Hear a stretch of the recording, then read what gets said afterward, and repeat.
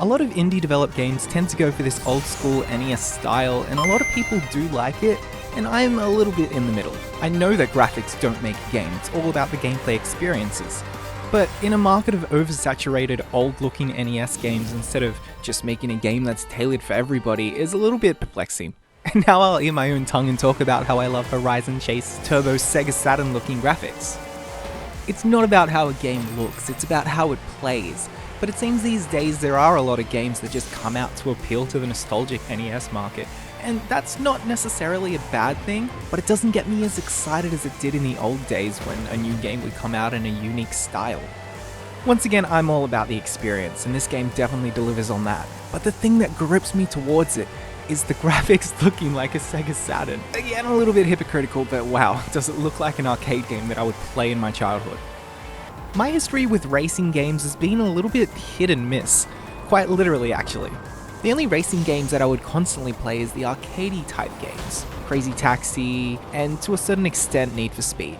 But when I would play the more realistic games like Need for Speed, I wouldn't play them in the way that you were meant to. I'm not the best racer or the best at drifting or knowing what to do, or at least I was a lot worse back then. So what I would do is I would just ram cars off the road and make impossible turns and crazy jumps if it was possible in the game. And that's the thing that really hits home with me for Horizon Chase Turbo. This game is a very simple racing game where all you really need to do is hold down the gas button and then turn.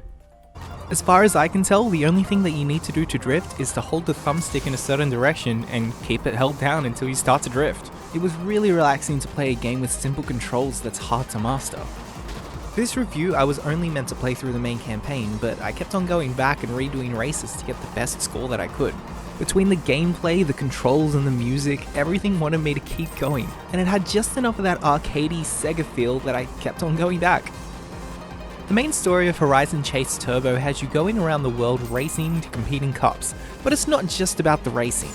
Throughout the races, you can hit your nitro and boost through the level, trying to avoid all the obstacles, random telephone lines, and rocks that appeared on the road. It wasn't just a straight track all the way through the road. Sometimes there would be obstacles on top of the road that you would have to swerve around while dodging all the other cars, and sometimes you had to do some really particular car swerving to actually get where you wanted to go without crashing and ending up in last place. And that's the beauty of it, you don't need to be perfect. You can ram the other cars off the road to get in first place. If you crash, sometimes a car will hit you and that'll boost you up into the same place that you were already at.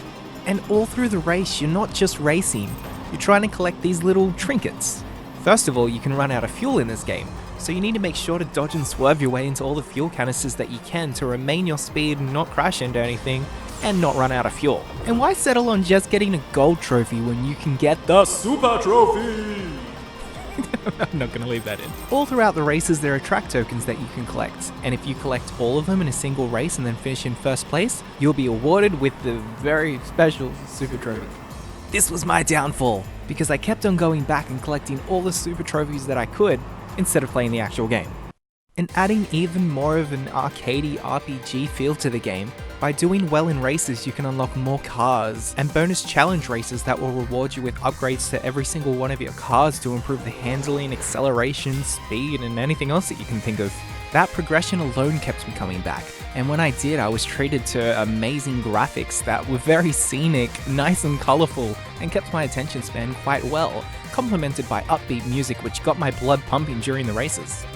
The chaotic mix of all the cars bumping into each other, keeping an eye on your fuel gauge, knowing when to boost, and of course that multiplayer aspect which you can play online with other people's ghost cars, sadly not live competition, and of course the split screen local multiplayer which I can't wait to play with all of my friends.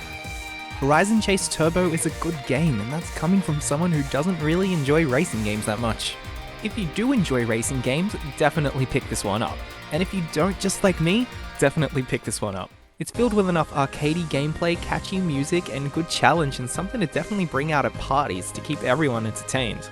If you're even slightly interested, I say definitely get a copy. And even better than that, if you're a collector just like me, you can always pick up the physical copy that's been released by Numskull Games in Europe and Australia. And speaking of Numskull Games, I also wanted to mention that they were the people who provided me with a code for this game to review, and I appreciate that very much. If you so wish to follow the hopefully exciting endeavors that I have planned in the near future, make sure you click that subscribe button. And if you have more change than you can handle in your pocket, then you can always donate it to my Patreon, patreon.com/AJSplutter. And that'll help fund, let's just say, some very special guests that hopefully will be appearing very soon. And that's about it. Bye.